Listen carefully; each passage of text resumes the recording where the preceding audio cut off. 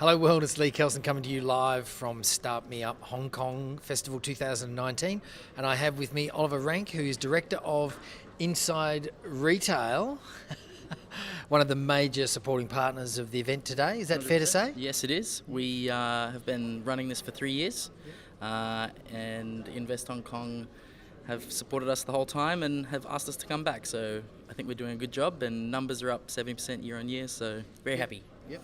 And I detect the Australian accent, so so Very you're good.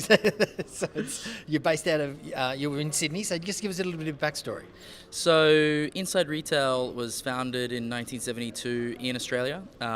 It's the largest trade publication in Southeast Asia in the different regions we operate. So we've got Australia, Philippines, Singapore, Thailand, and Hong Kong. And we specialize in trade news, so we do retail news and we inform the retail industry.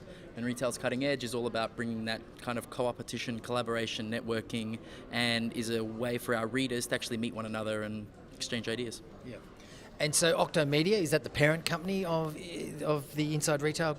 It is. So Octomedia owns a series of different trade publications. Inside Retail is our flagship. And then we have franchise business, e-commerce, and it's small business. Right. That's what we specialise in. And so, I mean, what's happening in retail? You know, we hear a lot about Alibaba and Amazon, you know, dominating, world domination, bricks and mortar, retail falling away, you know, stories like Blockbuster. Yeah. So, you know, what's happening? Where's it going? I get asked this a lot. I think we all know that the world's shifting. We're in a really interesting time in history where we're at a pivot point, and I think a lot of us realize that we are. It's rare that you get to realize that you're part of like one of the most fundamental shifts in our history in the last couple of years. And retail's no exception to that rule in terms of shifts. So we're seeing huge shifts in retail. Data's the new kind of oil of our century. Where is it going? That's a really good question. So one of my favorite books that I just finished reading is called Factfulness by Hans Rosling. Highly recommend anyone to read it.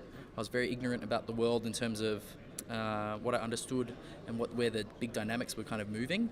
And having read that book, I can really see that there's this huge middle class that's coming through, and that'll change how retail works, but it also changes, and what we spoke about today in the conference, it'll change how fashion and how products need to be consumed if we're to allow a consumption level that we enjoy for the next 10 billion people.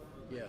So talking about really interesting books, I don't know whether you've heard of Jeremy Rifkin. He wrote The Third Industrial Revolution. Yes. Very big picture stuff, but there's some interesting things in there around sustainability, circular economy. I know we've been talking over the last couple of days about sustainability and how do we start manufacturing products, retailing products so that they can have a second life, third life, fourth life, and that needs to be built 100%. Into the design of the product. 100%. It absolutely does. Yeah. And I think we'll be seeing more and more of that. I think there's legislation that's hopefully to be passed to go back to over-engineering products so they last longer, whereas right now there's this kind of trend to under-engineer stuff, so you have to replace a washing machine after it dies in 3 years, or as soon as the warranty ends, you tend to only get a very short half-life after that kind of happens. So. And so what about you? What's next for Oliver? Well, I'm actually going on an 8-month honeymoon soon, so assuming I haven't got the ring on yet, so I'm not married yet, but hopefully that happens. And yeah. So for our viewers out there, tell us how do they get an 8-month honeymoon?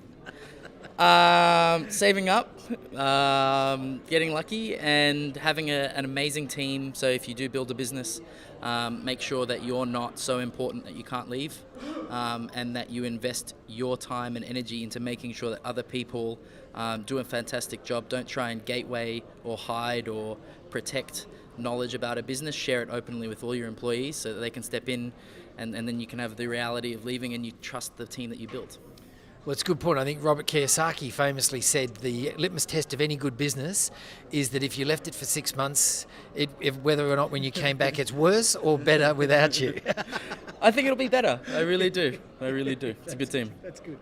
Oliver, thanks for talking to us today. All the best, and all the best on your honeymoon and your marriage.